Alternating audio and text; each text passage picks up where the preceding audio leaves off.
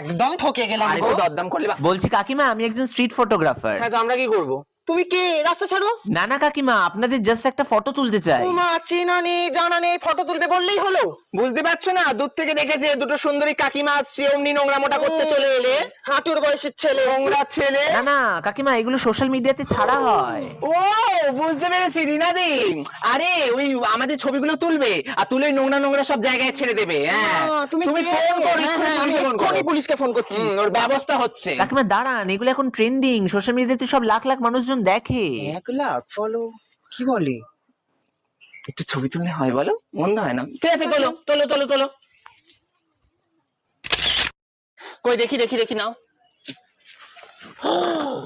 এই আমার শাড়িটা কি চকচক করছে দেখো। আমাকে কি সিলিম লাগছে, রোগা। এই তোলো, আরেকটা তোলো। তোলো তোলো।